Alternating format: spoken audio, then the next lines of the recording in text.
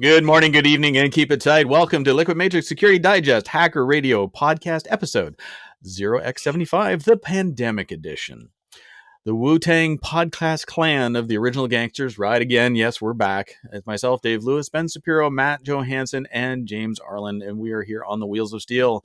I should point out that this show does not represent the thoughts, intentions, plans, or strategies for world domination of our employers, ex-girlfriends, wives, belly button lint, or the militant wing of the Girl Guides. Still haven't got a letter about that. It is solely our personal opinions. We make no guarantees as to the accuracy, validity, sobriety, relevance, or importance of anything we say or do here. My portion of this podcast is brought to you by Bourbon and Bad Choices. Welcome back, boys. How are you all now? Hey. Who are you guys? I missed this. This has been too long. We just did this last week, didn't we? Yes. Plus Wink, 2 wink. years. You all look older. I look just as good. It's mature, more mature. Fine wines, gentlemen. Something like that. This has been a crazy ride, though, to say the least. What was the last time was at the start of the pandemic, because Yes. we had a bit of time on our hands. Should we discuss why we've gathered the horses here today? The four horsemen? Why is that, young Yes, Matt J? Jamie, why are we here? Because we're this many years old now. You do know it's an audio-only podcast. Nobody's going to see your fingers. Right. Well, there is actually a video portion. We may or may not use it. Okay, well. No, we're definitely posting the video on this one. Because 10 years. It was 10 years ago last month, actually, that we started doing this thing. And we did a bunch of it. And then we kind of got old and stopped. And then we kind of did a little more. And then we stopped. And then we did one more. And then, I don't know, I've been busy for 2 years doing absolutely nothing. And now it's 10 years in, man. 10 damn years. It's been a crazy ride. There are entire humans that did not exist in our families That's when true. we started that now are off to school and things like that. It's kind of wild. I have like entire grandchildren that didn't exist when we started doing this. In fact, I no longer have any minor children. All of my children are adults now. Wow. Mm. And I still remember your youngest being walked around the restaurant by a very nice wait staff who took pity on us because your daughter was screaming her lungs out. That was She didn't stay the youngest for very long. You know that I did have a son after that. After that, yes, but 18 at the years ago. time. Oh, right. I remember podcasts being delayed, like we couldn't start because bedtimes weren't going very well. Yep. And now you have voting age children. Oh, that is just surreal. And 10 years we've been at this. Well, technically 8-ish real effort. 10 years ago, 10 years 8-ish ago. active. Yeah. Let's go with that. And when did you guys start Liquidmatrix, the website? That's a good question. that I stood up in 1998. Originally, it was liquidmatrix.com for a hot minute. Then I got the name jacked on me. Somebody was able to steal it from me, and back when you could get away with that stuff. And it was to this day, I'm still pissed about it. But so I just, luckily, there was really nobody looking at the website at all at that point. So I was able to get pickup.org and stood it up as a news sharing site back then. Because I remember I would find articles and I'd bring them into work. I was working at a bank at the time, and I was like, "Oh, did you see this? You see this?" And people were like, "Whoa, no, I never saw this." And I went, "All right." So I stood up a page to do it as an aggregator because it seemed like the thing to do. And a couple years into that, I looked at the logs, and I had every military and police force on the planet were checking out the website on a daily basis because I would post, these daily wrap ups. And then, Jamie, we got into the mix, and we started talking about, you did, we covered, who was it? It was covered with Martin McKay. We covered his podcast. And after that, we did the episode. We were like, why aren't we doing this? That was, that was different. When you say you stood up an aggregator, I believe I was your human aggregator there for a while. Yeah. under the guise of the security intern. You were not the first. I was not the first intern. Oh, I think I was the last intern. Hey, Dave. So while we're talking about Liquidmatrix, could you finally please reset my login? This is the first you're asking about it, so yes, I No, will do that. it isn't. Probably asked about it 8.5 years ago. Probably. well, Yeah, I that's just what's going kind of on. gave up. I gave up. The gray in my beard goes right into my brain, so there you go. Yes, I will make a note. if only we could be rid of passwords. If only we had zero trust. Oh, Oddly boy. enough, we do have MFA set up on the site now. Yeah, I think that's what broke it for me. Yeah, because you never set up your account when I sent it to you. I tried. I still I have dare that you email to in my phone. inbox. I will set it up one of these days. Remember, MFA is hard, kids. It's hard. Don't you The only ones dare that get a set it new up phone. were It's not hard at all. Thomas Fisher over in Ireland. He set up his. Chris Sistrunk set up his. I think that's the three of us that did it. What are we showing off there? What is this? MFA is MFA. easy. Plug it in and go. Oh, Are we allowed to Don't pull you out the guys use best the MFA ever, or would that offend duo somebody? security. YUBI. No hablo español. Jamie's That's like, look, it's why something you I have have. piles of them in case you need them. Something I have. It's a factor. And- Shall we transition? We should. We Or we could just should, run yeah. We could just ramble for hours. Well, Yeah, we can could ramble. quite easily because I mean, I look back at it, and I mean, at our peak, we had like 250,000 listeners, and then life happened, and then the pandemic hit, and there's like 9 million security podcasts now, of varying Some degrees. very good ones. Some very good ones. Oh, yeah. Darknet Some Diaries very good ones. Darknet Diaries is on my always listen to list. I enjoy what they do. That's There are me some mowing good the ones. yard There or are also shoveling the some- driveway podcasts. And I love the There's crew some- over at Risky Business. Mm-hmm. Terribly bad ones too, though. Where you're listening to it, it's like, oh man, no, you got to stop talking. Oh no. Hey, no, how no. else are we going to learn about Tracer T? Come on, Tracer T. remember the Tracer T kid? Oh yeah, look how many IPs are connected to your computer. Oh boy, there are some memories there. All right, well, we're going to start off in news and commentary with some commentary, not some news. Well, kind of both, and we're gonna rant a little bit along the way. So I had a hard time picking a news story since we can't really pretend that we've been doing this every week. So I didn't really feel comfortable being like, this is what happened this week 10 years later. So I wanted to just talk a little bit about kind of some stuff I've been thinking about. And I shameless plugged a Twitter thread because I've kind of brain dumped this a few weeks ago. Some initial thoughts around this, right? And really want to talk about what's changed in infosec since we started this, right? Since we started talking about this. I remember, I look at our show notes template, right? And we had a whole section about SCADA and cybers and breaches and all sorts of stuff that we would talk about. And we had plenty of news to choose from every week on these topics, right? I feel like if we started now, the newsscape is a little bit different in terms of just sheer frequency of some of the stuff that we used to talk about, right? In terms of oh, look who dumped a gazillion passwords this week, right? I feel like the low hanging fruit is getting the bar has gotten a little bit higher. I don't know if that's just a weird optimistic side of me or if it's true, but that's certainly how it feels.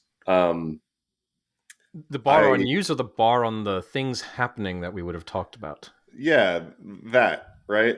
I feel like the frequency of some of these major newsworthy breaches has shifted a lot since we started. Well, it's not that they don't happen, but man, did they happen a lot when we were recording this regularly. I think it's worse now than it ever has been. Oh, back in 2012 when we were tracking breaches on the site, I remember there was one site, it was 6.5 million records and everybody lost their minds. Now we have, sites being popped with billions of records on what seems to be a weekly basis. A great example that I love to pull is there's a site called informationisbeautiful.net, and they do data visualizations. And one of the things they do is for data breaches. And this is absolutely amazing to watch it year over year. If you go back, 5 years ago, there was a few bubbles here and there on the site, and it said, a little bit about how many records were compromised. And it got to the point where there were so many data breaches that it was just a wall of color. They couldn't actually present it anymore. They had to redo how they were doing the presentation of the data because it wouldn't fit on the screen anymore. And it just hasn't gotten better. I think it's a lot of what my personal opinion is that we've gotten numb to it, quite literally. That's probably it. It could have been numb optimism, but I just feel like the sheer, maybe that's it. Just the sheer number of headlines that are actually grabbing my attention on a daily basis has gone down because they don't make the headlines anymore. Right. Because it's not surprising. Instead of 5 million, it has to be 100 million to get the attention. But I don't think the frequency's gone down. You think about like the Conti leaks that came out at the beginning of Russia's invasion of Ukraine. Mm-hmm, mm-hmm. And you go through those chat logs, and they're stored in various places on GitHub and other good places, and translated machine and otherwise. And there's a whole business there. And it's got a frequency to it. Like they're breaking into organizations, they're demanding ransom, and sometimes they're getting paid, but they're doing it enough to make it a viable commercial in quotes entity for them.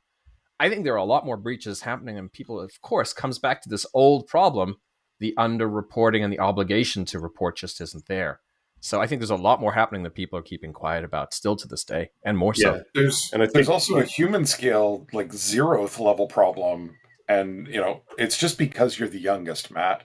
But as you mature and age, you stop paying attention to a lot of shit that used to be really exciting for you. Because, I feel myself in that comment. 10 years later, still getting the young jokes, still the young guy jokes. Okay. The other point I heard in what you guys were talking about that I think is a lot different than when we started this is instead of just like the pure data breach of like got in, made a lot of noise, dumped a lot of data publicly, people are getting a little sneakier, right? I think looking at, to abuse a buzzword, but in a topical way, you look at the SolarWinds type hacks, right? That have been going on, the exfiltration techniques and the detection avoidance, right? Like level of that kind of attack is certainly, that bar is getting a lot higher, right? Monitoring a lot of the outbound stuff there, and then also just the shift from the noisy data breaches to ransomware, right? Like that's definitely the ransomware prevalence has gone up a lot since we started this podcast. That's how you make money, right? Mm-hmm. And when you look back to 1989 with the first piece of ransomware, it's like, you've been encrypted. You have to send a self-addressed stamp envelope to Panama in order to get your decryption key. We've come a long way in that regard. And I think one of the reasons ransomware has taken off so much is because of the amount of security that the organizations have accumulated over the years. And they just aren't addressing it. Like Jamie and I have been through organizations that had stuff that was bought off of eBay and used for mission critical services. Won't say what company that was, but garbage like that contributes to the problem and makes things like ransomware viable for the attackers. Well, there's a whole level of accretion of threat surface that certainly nobody on the RSA show floor wants you to talk about. Think back to the place that used eBay as a supplier. What happened that one time when that one guy in a pink shirt software blew up and ate everybody's computer because there was a shitty DAT file? Like that was normal 20 years ago. Because that's when we worked together, Dave. It was 20 years ago. Shh, don't do the math. Yep. And also, we keep adding this threat surface. That the last place that I worked, you name the security product and they bought it. And they lumped it all on everybody's laptop. And, I had a Core i9 MacBook Pro that was put on its knees every Wednesday at noon when all of the agents kicked on at the same time. Like blink, and now this machine sounds like a freaking Harrier jet. and the fans are running so hard, it has actually lifted an inch or so off my desk surface. And all of that shit is still shit. Mm-hmm. And I like, it doesn't do what they want it to do. You know, we're doing a we'll call it an MDM solution thing at work. And I'm in these arguments with the SecOps team saying, no, I don't want you to lock everything down. I don't want to put the software in charge. I want to use it for detection. I want information to flow from it. But I don't want you to start saying, you can't do this, you can't do that. Here's all these settings. It's like, I want a firewall turned on. I want encrypted disk, and I want a long password. And then have to have the conversation and say, no, yes, long passwords suck. But if it's 16 lowercase characters, I'm fine with that. Totally fine. Yeah. I still to this day, and I had this view a long time ago, that every time we buy a security technology, it's effectively a tax. Because, hey, the users want to be able to install anything. All right, well, then we're going to need local privilege access management software and MDM like you're doing, Jamie. Or we could actually just give them a super low privilege account in their workstation and have really good software deployment management, whatever that looks like.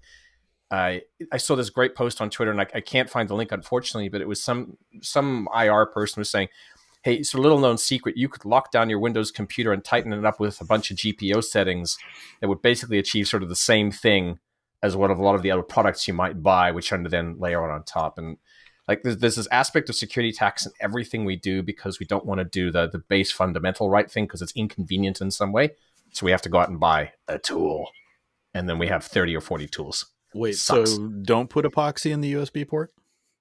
No, do put epoxy in the USB port, Dave. Definitely. God, I remember those days. Hammer the camera out of your BlackBerry. Why don't we let the youngster speak? Because we're talking about the old here again. No, we can't keep calling him the youngster. He's got a mortgage. He's got kids. He's got dog.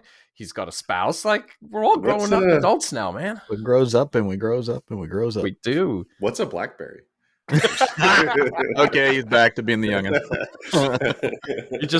You're starting right there, Matt. Don't start. It's a failed experiment in Canadian business methodology. How's that? Even just this, us shooting. Sorry, Matt, I got to diverge here for a second. Us shooting this shit like this. This is exactly what we were like a decade ago. Yeah. It's not just that the industry hasn't changed. None of us have. I mean, Dave got a little beardier, but the rest of us were the same. I lost a little beard. Dave found it. Yep.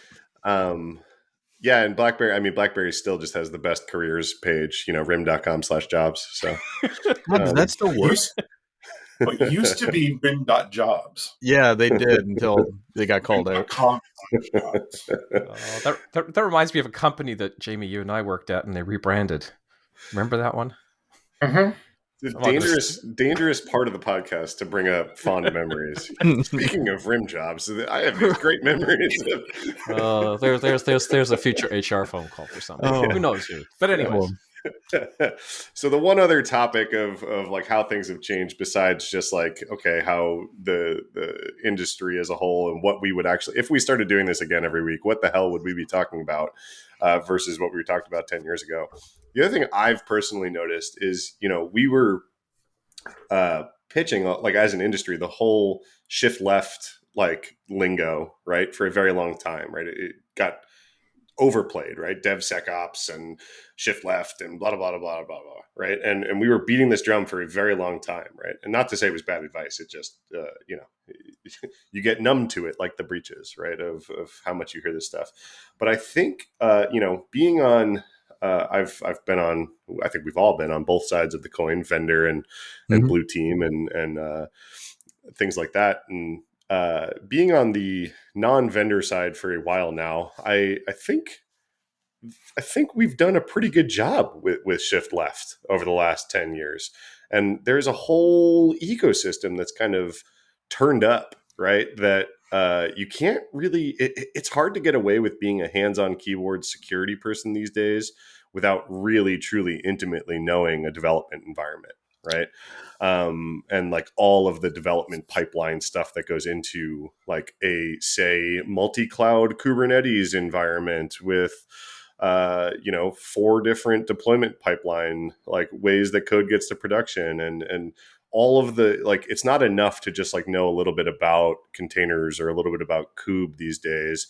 Like, you really need to know, well, what's Helm, what's Terraform, what's Vault, what's the hundreds of other tools that kind of plug into this pipeline, because we've beat this shift left thing into existence. It exists now, and now it turns out it's harder to be a security professional without knowing kind of the ins and outs of that. So, and before we go over to Ben here, I just want to throw out, like Wendy Nather coined the term the security poverty line. And while, I agree that there are organizations that exactly have those capacities, but not every organization has the ability to tackle that. And you're absolutely right there, Matt, about it being a big topic on Twitter, because unfortunately there's people out there that misunderstand what that is. And it drove me absolutely to distraction when I was reading people thinking it was about salaries. It's not that. It's just not every company has the same abilities available to them in order to protect their organizations. And that's unfortunate, but this is where we have to get to a much better place. And sorry, Ben, I'll flip it over to you now. So there's a chat channel on the software we're using, and we're of course it's a chat channel, so we're abusing it as somebody else is talking. But I always had a bit of a problem with the idea of shift left. I mean, I get from a process perspective it works, but it also sort of talks to this, and this is maybe the problem is, it requires professional accountabilities, personal responsibilities of the people who it's being shifted left to. And that's where I think we're really talking about this idea of, if it's a software engineer, well, you're a professional engineer. You build quality, you build secure, you build reliable, you build performant. And for some folks, it's just like, hey, I want to ship this code and get it done, and forget the non-functional or the operational requirements. So I think that doctrine's always been there. We just haven't really pushed it on people of like, hey, let's be responsible. Anyways, on that note, should we get to our next much less important topic, crypto? Oh, dear sweet Lord. Well, so this article, the cryptos. I mean, crypto means cryptography. Graphy or currency? Currency, Graphy yes. If it's currency, okay, yeah. Hey, well, that's something that's changed, because 10 years ago when we said crypto, it didn't mean money. No, it meant what it was supposed to mean. But okay, I'm not going to go down that road. There you go. So I have to be completely honest. I accidentally benefited from crypto as the quote unquote currency / Ponzi scheme. Because I bought some when I was writing an article for Forbes quite a few years ago, and I never got the article published, but I forgot that the coin was there. And before, the bottom dropped out like it did, I logged in and I was like, wait, hold on. I've got actually this much. I was able to cash out and buy an interest in a whiskey distillery and a soccer team. I mean, that's how absurd this is.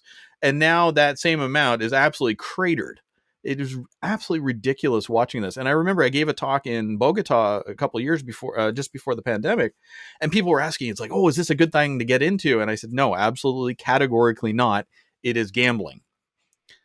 That's my thing. It is. And if you had great timing and good luck, and for every person that went in and held, and whatever happened to good old Will, right? Like holders, wasn't that his thing, or hodlers, he used to say. But I know a guy that he paid for a pizza with like a couple of hundred BTC back then, right? And man, oh man. Anyways, so yeah, cryptocurrency for the pedants out there. This was really interesting. Coinbase, right? Coinbase, one of the biggest cryptocurrency exchanges out there. And recently a report came out that they're starting to sell information to the government, geo IP information to the government, and coming from their trades and the apps. And when you think about Bitcoin when it started, and many of the other cryptocurrencies that came into existence, part of the promise was anonymity, or at least pseudo anonymity, and some sort of freedom from regulation. Of course, as time has progressed, well, all of the regulatory bodies have come out and said, no, you have to know who you're dealing with, know your customer, you have to have proper governance over your trades, and a whole bunch of things. And that's resulted in order to be able to actually trade and use this in a real, trade from coin to real world, a whole bunch of choke points in the system, and here's Coinbase, one of those choke points, now selling data to the US Gov about locations of people performing trades and so on. And so I kind of think at this point, if you want to live in a sort of a mixed cryptocurrency fiat currency world, that idea of a decentralized system and anonymity is dead. Well, the anonymity is not even there. I mean, think about it. It's a hometown story for me. A teenager from Hamilton, Ontario, where I live, hacked a crypto bro and stole, $48 million worth of cryptocurrency. And now, Today's of course, he's value, banned. 50 cents. Well, he's banned from crypto for the next year as part of his punishment because he was a youth when he was caught. But they caught him because all they had to do was follow the money. Oh, OPSEC's still a thing, but on the flip side, you got these weird crypto bridges that do trades between one cryptocurrency and another one just got hit for $100 million. Its wallets got drained, and hey, AppSec apparently is a thing even in the cryptocurrency world. But there's still a lot to be made, and the people who steal that money, they're figuring out a way to exfiltrate it into fiat currency, if that's the term, and make bank. So sure, if you've got good OPSEC, you can get around it, but for the regular consumer who's in the cryptocurrency world, hey, anonymity and privacy, just not a thing. Not anymore. Never hasn't been for a long time. But clearly the show hasn't. I think what's become more obvious with some of the recent kind of booms in that industry is just how at the whim of these providers you are buying into cryptocurrency, right? There is no FDIC for Coinbase, right? There is no backing, and that's part of the by design and the features that they tout, right?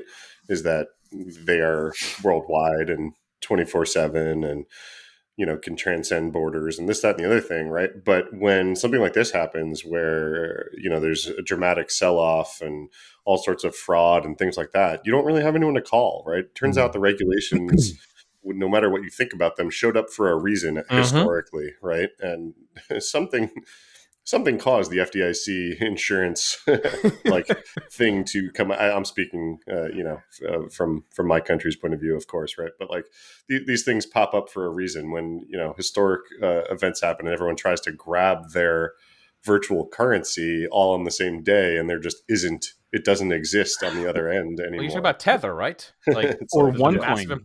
Yeah, there you go. OneCoin, $4 billion gone like that.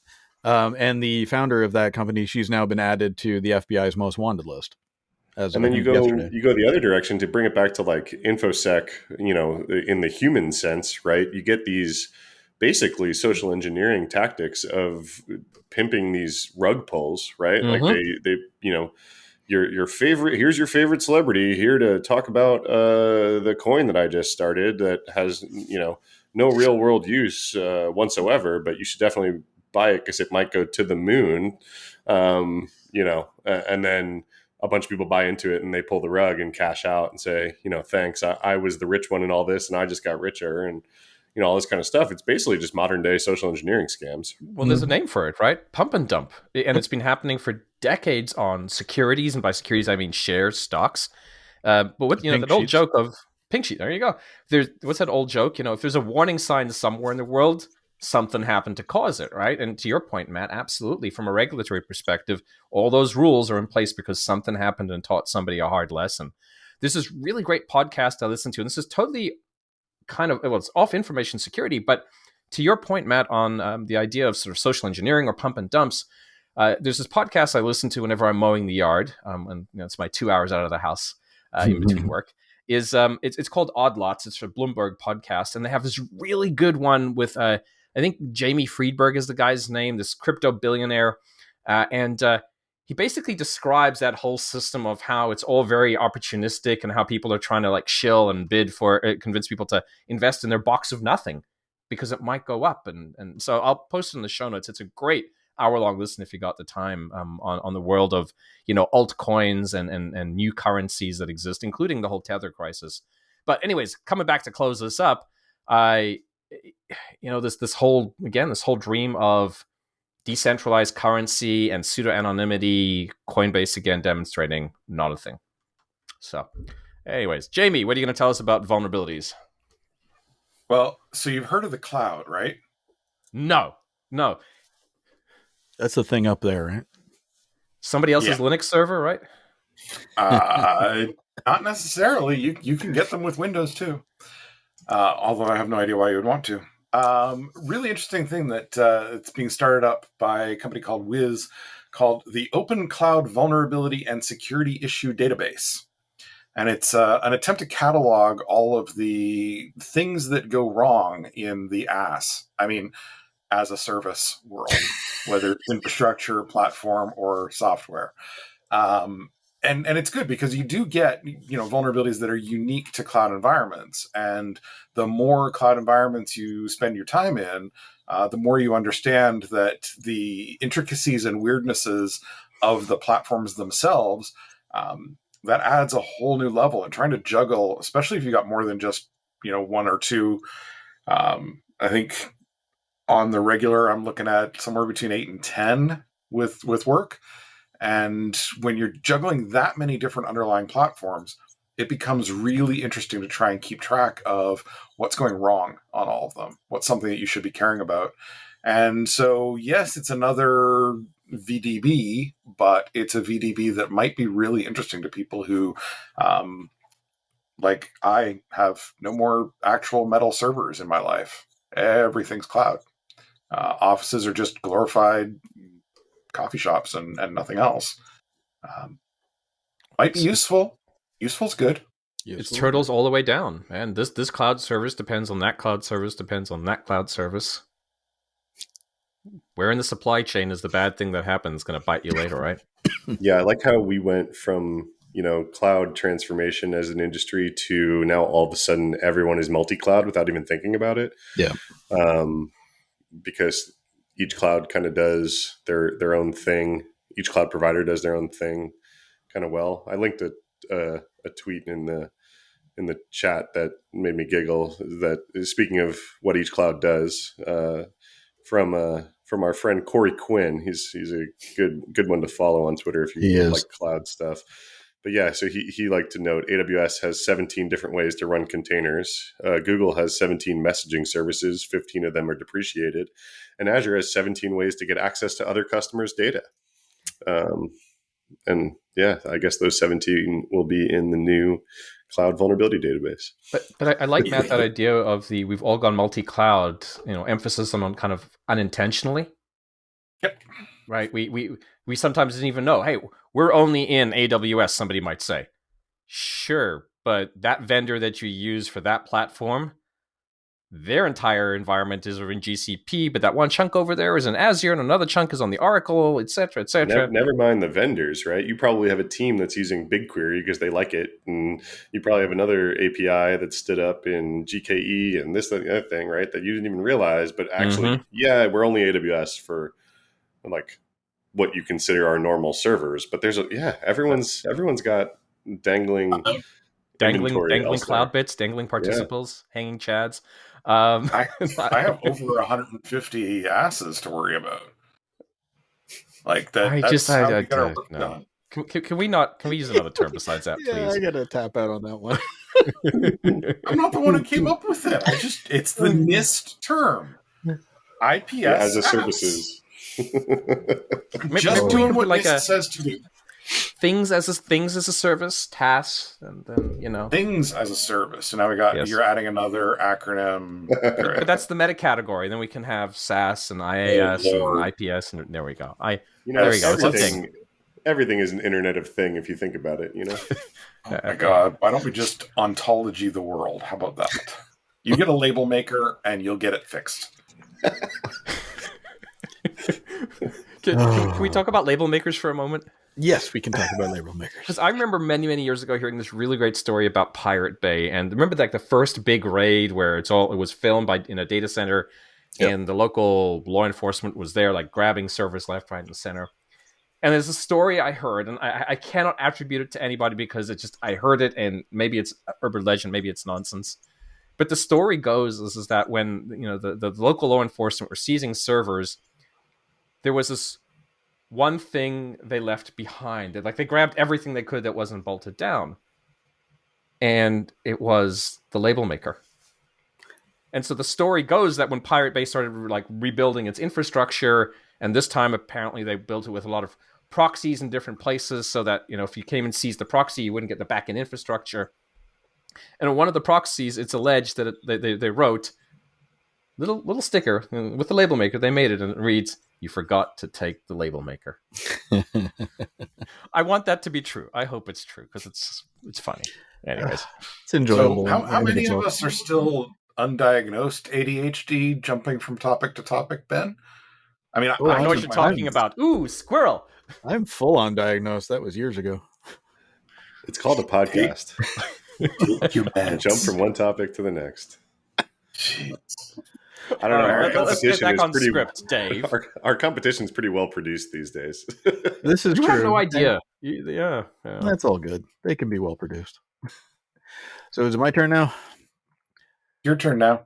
All right. Well, this is about a data breach that happened at a U.S. ambulance billing service called Comstar, where patient data was leaked online. Now, it's less about this particular story, more about a trend that I'm seeing that I'm finding a little bit disconcerting, where these ransomware gangs like Conti and all the rest of it are going after anything that has an IP address that's attached to the internet. They don't really have any morals or ethics associated with it. And one example of this, there was a university hospital in Dusseldorf in 2020 that was compromised, and none of their systems were working, so they couldn't actually admit patients. Unfortunately, at that time, there was a woman who was inbound to the hospital for medical issues, and they had to reroute her to another hospital because they could not process her, and she died en route. They tried to prosecute the attackers, and the attackers threw up their hands saying, "Oh, we thought we were going after a university." And I'm like, one of the things I learned way before I got into the computers, I worked as what do you call it? An intern, for want of a better term, for the Crown Attorney's office in Ontario here. And the one thing that really stuck with me is ignorance is no defense of the law. So when these people are affecting these things and going after, control systems and things like that, it may be all fun and games to them. There is a dollar value associated with the attacks that they're trying to perpetrate, but then the impact of this could absolutely be devastating. And in the case of the hospital in Dusseldorf, there was a fatality. And there are other stories like that, popping up here and there that are onesie twosies, but it's only a matter of time before it's something catastrophic.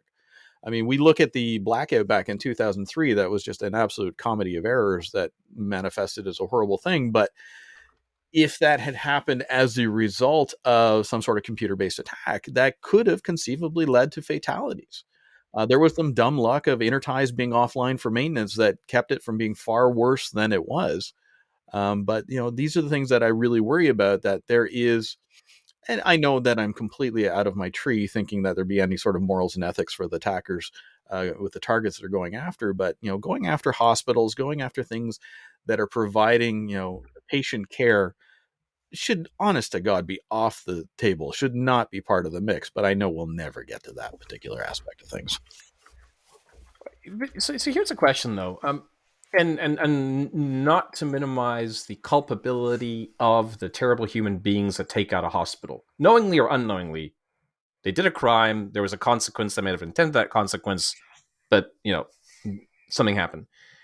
But if you look at it from the other perspective as well, and I remember many years ago I was consulting. I was living in Australia at the time, and one of the consultants that worked for me comes to me and says, "Hey, I was talking with our client who happened to be a healthcare organization, a hospital." And they were talking about with the IT person at this hospital, and the words that come out of the mouth is, "Well, we're in the business of saving lives, so the security controls you're recommending, nah, right?"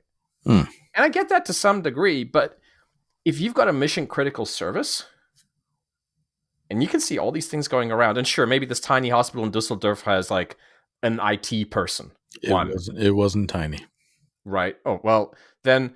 Hey, if you've got a mission critical system, I'm not saying that the criminals are free of blame. They're absolutely full of blame. They're culpable in every sense of the word.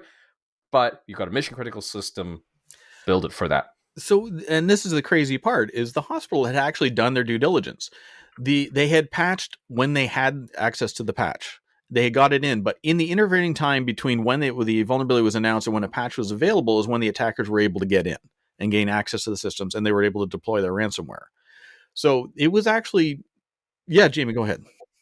But Dave, the time between the vulnerability is released and when the patch comes available doesn't count against my patch SLA. I only have to SLA after the patch is available, Dave. Ding, ding, That's ding. the part Right? that counts. Oh, see, and Do this you is not where remember? do I not remember which? My response to all this is, it was a long time ago now, but, local university was looking for a new CISO, and you'd be responsible for a hospital, a nuclear reactor, and an entire research university. And they were paying about what you and I made as manager level people at the place where we both worked. I know the one you're talking about. And when you're not willing to pay market rate, a lot of this is the privilege part speaking, right? We are hyper superannuated idiots who sit in chairs and smack keyboards.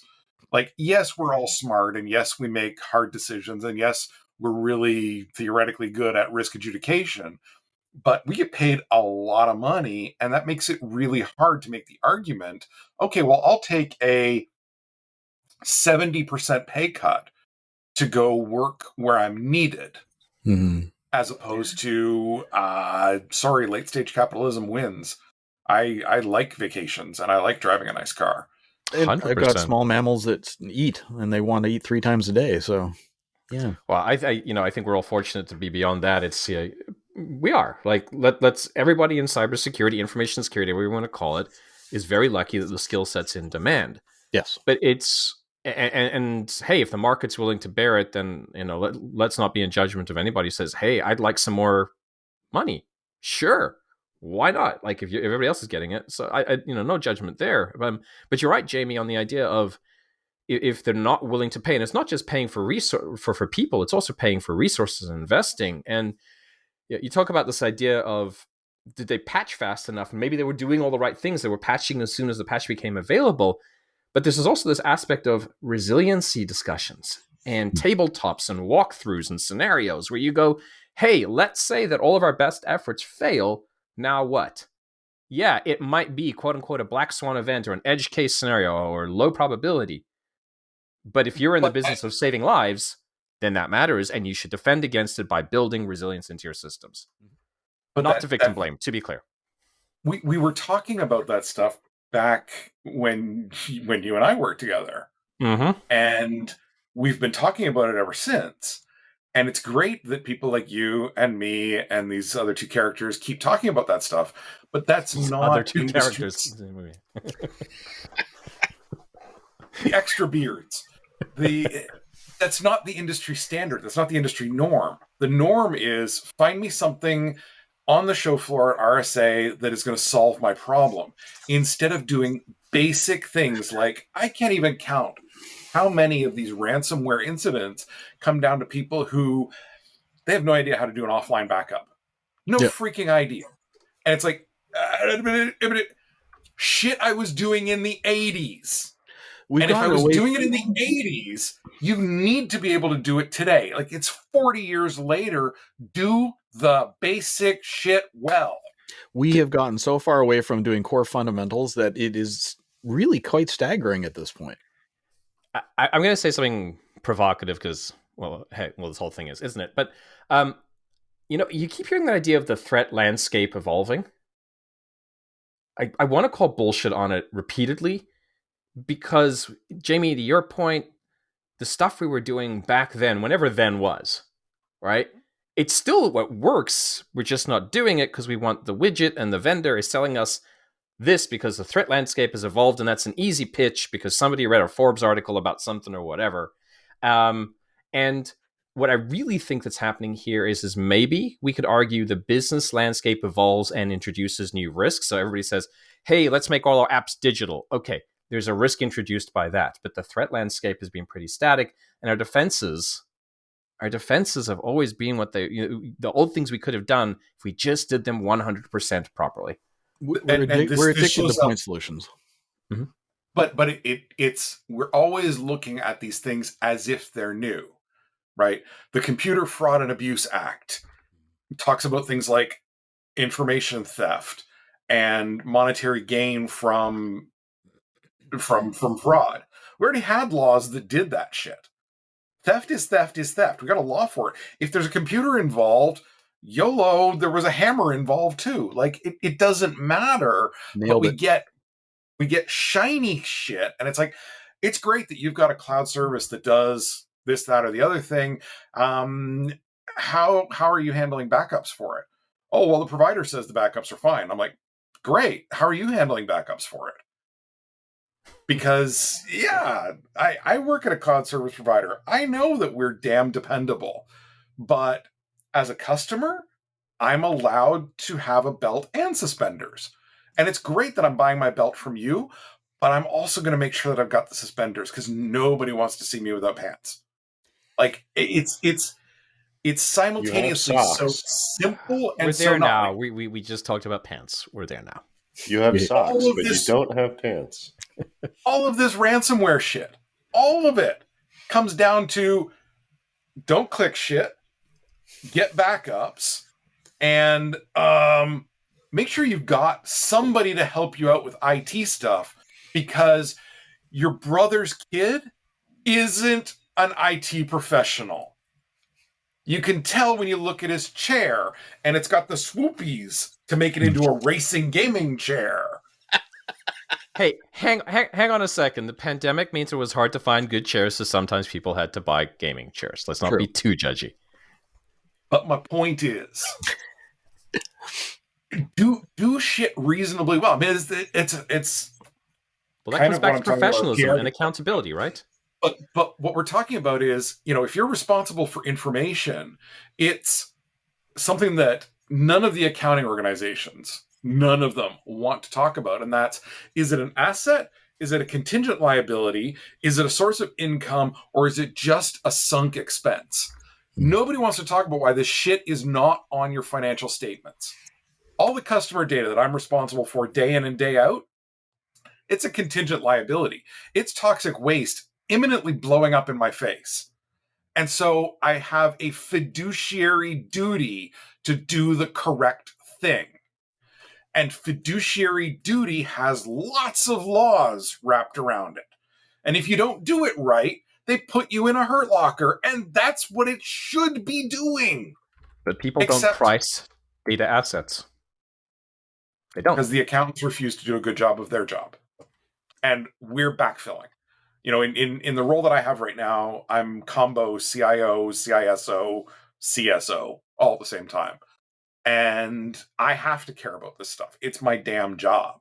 But I look around at other people that have similar titles, and you still have CISOs who say, oh, well, that's not my problem, because once it's been ejected from the printer, it's not information anymore. It's like, no, dude, that big pile of shit on the printer that somebody carried out one ream at a time, still information that you're responsible for. The CSO says, I'm only about doors and locks and making sure the fence is the right height. Thanks, ISC squared.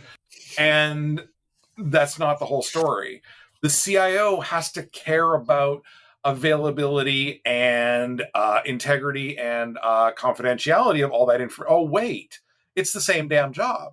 One of the reasons why I love what I'm doing right now is because I can do all of those.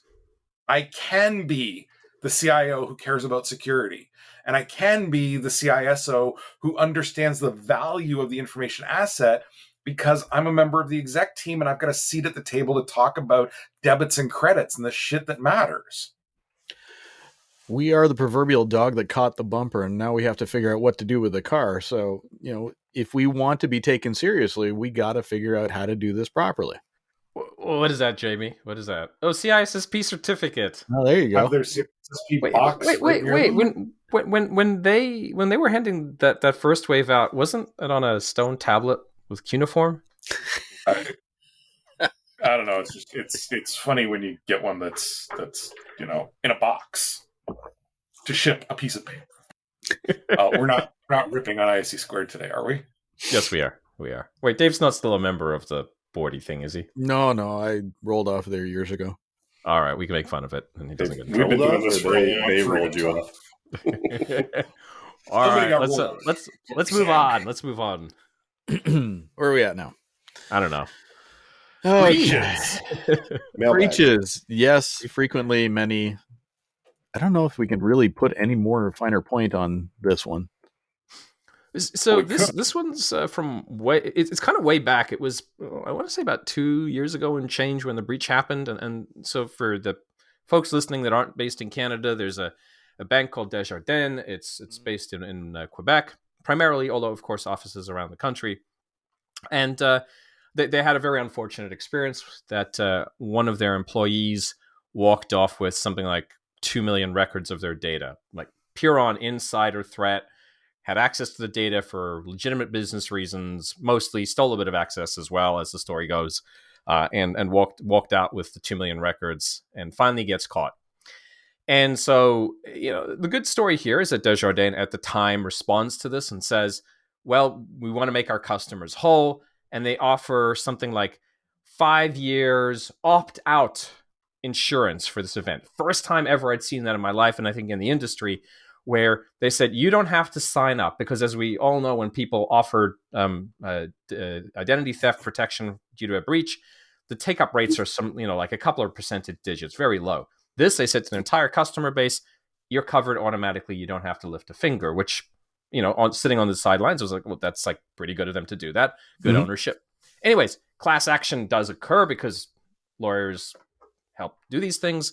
And a class action is filed. And generally in Canada, what's happened over the years is that class actions haven't really gone anywhere. Like there was a breach at Home Depot a couple of years back, and I think it sort of maxed out like a couple of $1 million. The courts here are not the same as the courts in the US where, hey, you've got some emotional harm, so we'll compensate you for some future potential risk or something like that. The courts here go, hey, unless you can show them, see something bad has happened because of this breach, you can't claim harm. So, and generally all of our information is out there already. So try prove that this breach is the thing that caused you harm. Anyways, that was the common thinking, but the world seems to have changed in Canada over the last little bit. This is one of the largest breach settlements ever in Canada, $200 million, which is kind of a drop in the bucket relative to something like Equifax, but nonetheless, it's pretty big. And so I think that that's a really interesting sign within Canada itself that the way that the courts are thinking about it and the plaintiffs and the lawyers are thinking about it means that real payouts are starting to happen. The sort of payouts that, could exceed one's insurance policies, could actually impact the bottom line. So the world changes. See how it goes from there. And my apologies, I missed this article when we first started talking about it. And to be clear, this is definitely not beating up on Desjardins. We have to be cognizant of the fact this could happen to anyone. Oh, yes, 100%. I want to hammer on that specifically because we have a bad habit as an industry of going, oh, look at that over there. It's on fire. He, he, he. That could happen to anyone. Oh, for sure. And, again, my outsider's view on this one, not being involved in that breach in any way, I think Desjardins as a company did all the right things to own up to what happened, to communicate with their customers, best foot forward in the whole situation, very cooperative with the regulators and so on. But even that's not proving to be enough anymore. Yeah. There's also now in Canada, again, the US, this was a thing already. Canada's catching up. The chance that you could have a class action lawsuit, it'd be successful and have a material dollar amount attached to it is now there. Absolutely. All right. Jamie, you want to take us into cyber? I just listed an aggregator of cyber stuff because there used to be websites that aggregated the news. And apparently that's a big business thing now. Those scrappy little upstarts aren't really in the game. So go visit Wired and learn about cybersecurity shit. I had cybersecurity marry into the family, and so I hear plenty about it. Hand wave, and yeah. Sorry. Oh, hi, Chris.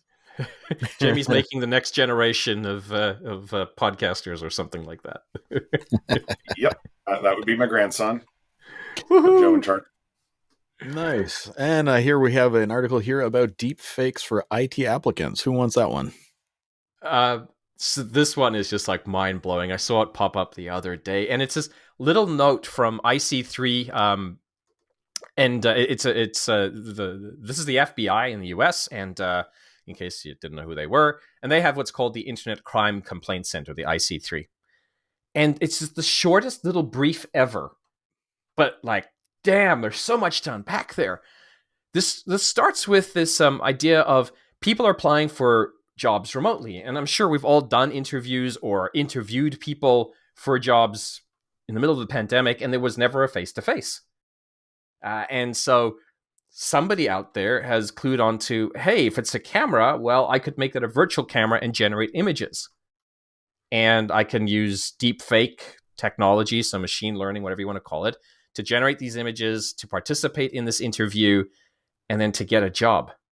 And they're applying for IT jobs. And then they're using that to get access to systems, coming back to our trusted insider problem from the Desjardins article.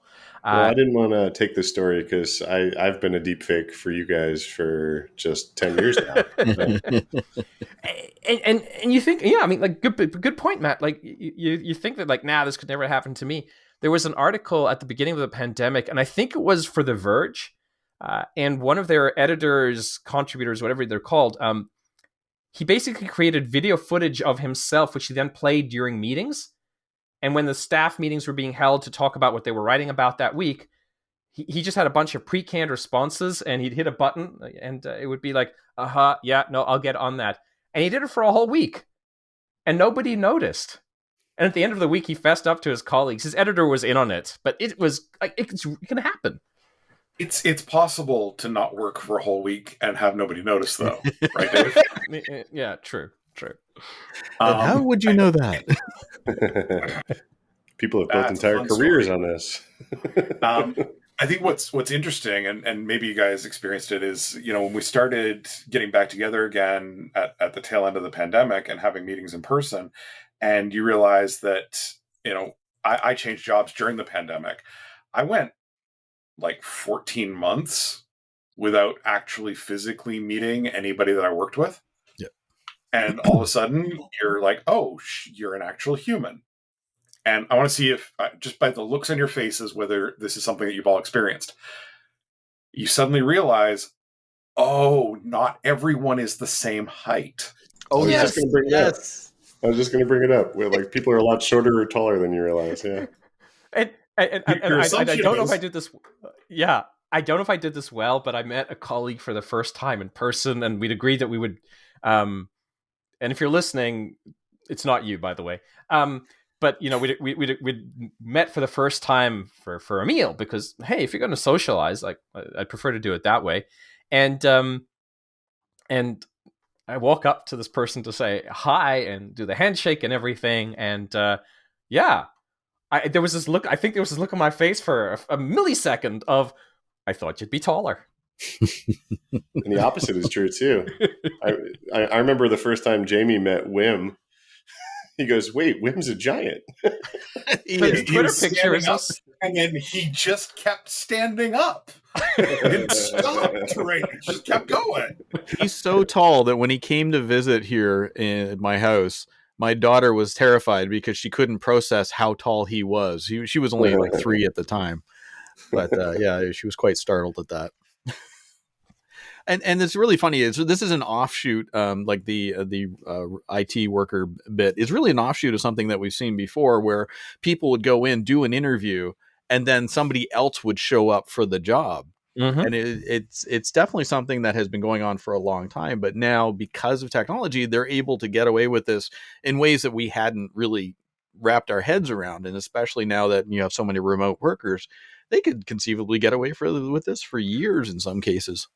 Well, wasn't there a story, I've heard at least 2 or 3 times, of somebody outsourcing their job to another geography? And I don't mean they got outsourced, but they would keep their job, but then send their work to a bunch of remote workers and would have off the charts productivity, and it would still be economically positive for them because of, wage arbitrage.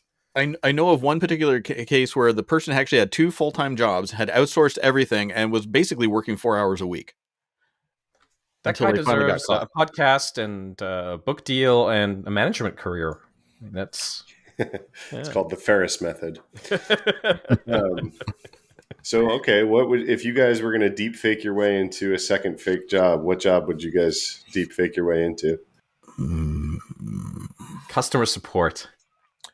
Whiskey connoisseur. No, I'd real fake my way into that one. I do now. Like I'm good. I can fake this job all day long. I'll just keep doing this. He hasn't moved and he looks vaguely angry at me. Maybe I shouldn't ask for that exception from the policy. There you go. Easy peasy. On to the mailbag. Wait. Is that covered in cobwebs and stuff? I'm not looking at the postmarks on them. I don't know how old these letters are. You know what's crazy? We still get mail to the mailbag. But is it bots? No, it is PR people sending out things that they really shouldn't send to anybody, and they're so bad.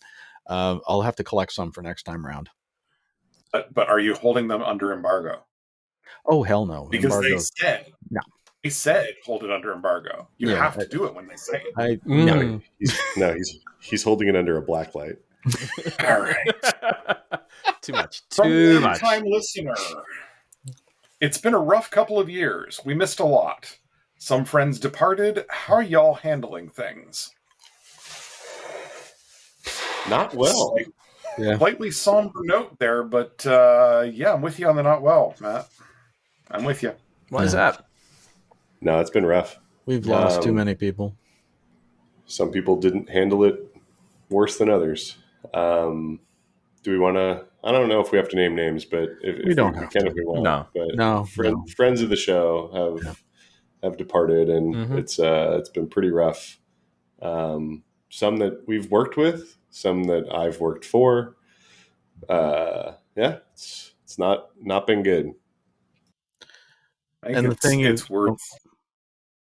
I was going to say, I think it's worth everybody just sort of taking a moment and breathing and realizing that A, you're not the only one, and B, we're operating with societal level PTSD here. Whether it's little things like one of my kids graduated high school, and it was a video presentation. Like there wasn't even interactivity; it was just a thing, and it's over. And whether it's sort of to us small scale, because from retrospect now, high school was a thing that's in the distant past. I barely remember it, but for him it was a big deal.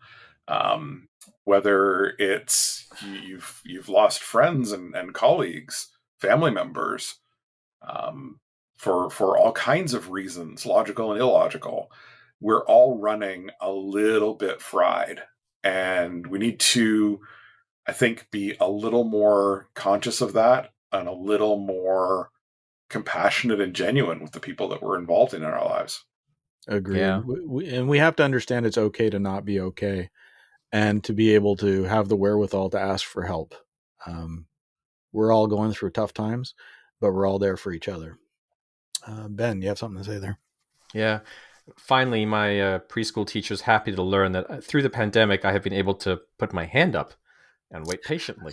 But I heard something the other day that really resonated for me, and it was talking about people who commit suicide.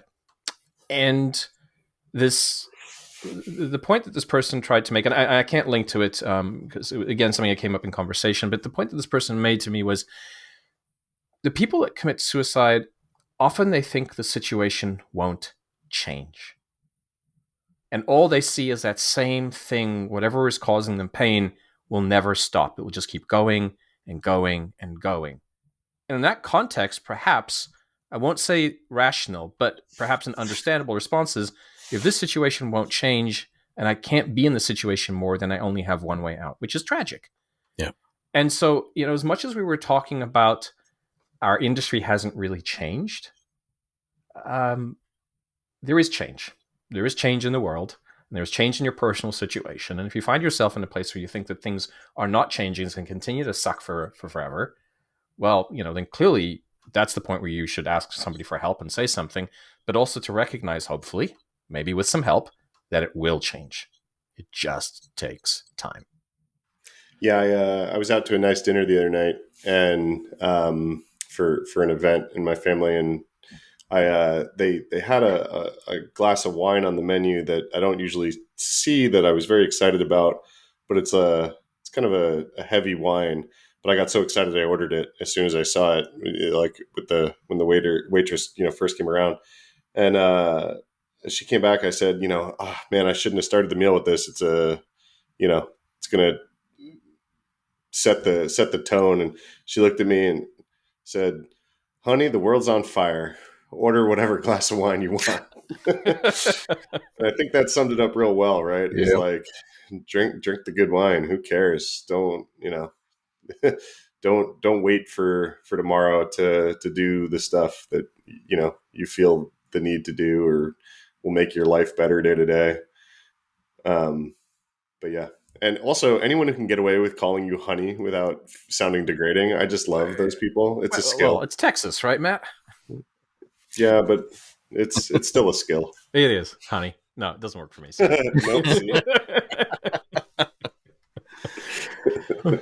Alrighty. So, shall we go over to the brieflies? I was going to say, let's make sure everybody has the collective big sigh, because it's going to be okay.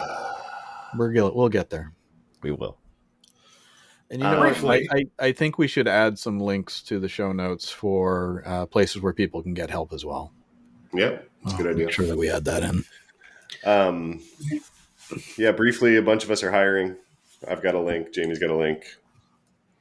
So I will have a link as soon as I update the page. Looking to make a switch. Our industry is still seems pretty good, even though, with this latest little hiccup, I've been hearing of layoffs. But so if you're affected, please check out our show notes. Yeah. I'm trying to hire as fast as I possibly can, and it's a lot harder than you'd think. Well, you got to start interviewing some deepfake people. Well, if you took the upper cap on the salary, Alf, then it ain't no problem, is it? You just hire one person 3 times, and So bad. I did have a real link. There's a study out from Cloud Security Alliance and Google talking about how enterprises struggle to measure and manage risk in cloud workloads. Oh, it's a good one. You should read it. Think harder about how you're doing risk management, because it ain't just probability times impact, boys. That good old measurement doesn't work. So SALSA, which is the supply chain security assurance. This is a topic that really intrigues me. The idea of, hey, I have a piece of software that's built on another piece of software that incorporates these libraries. How do I know that's safe? And it's turtles all the way down.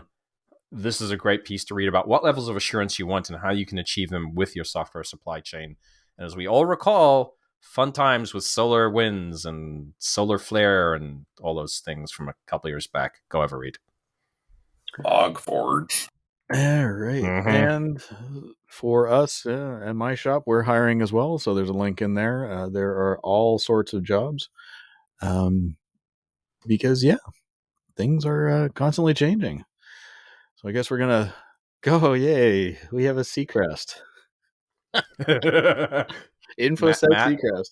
I actually can't even remember why you guys started calling me Seacrest. It was that long ago. We'll talk about that. You're so good looking, man, and your voice is so good to listen to. Something.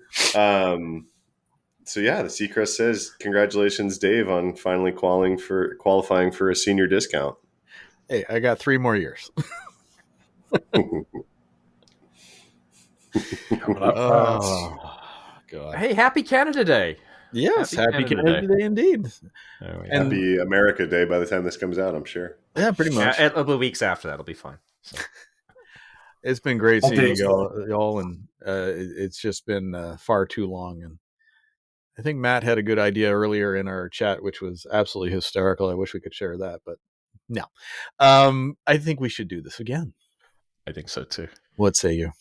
Aye. Upload it somewhere where I can clean it up and get it posted, damn it. Sounds like a plan. Well, thank you everybody for tuning in, listening to us prattle on for an hour and 10 minutes. This has been absolutely fun. I am Dave Lewis. Ben? Ben Sapiro. Matt Johansson. and Jamie. Oh, yeah. Hi, I'm Jamie. I do security. Until next time, this has been a Liquid Matrix Podcast. Peace out. Bye.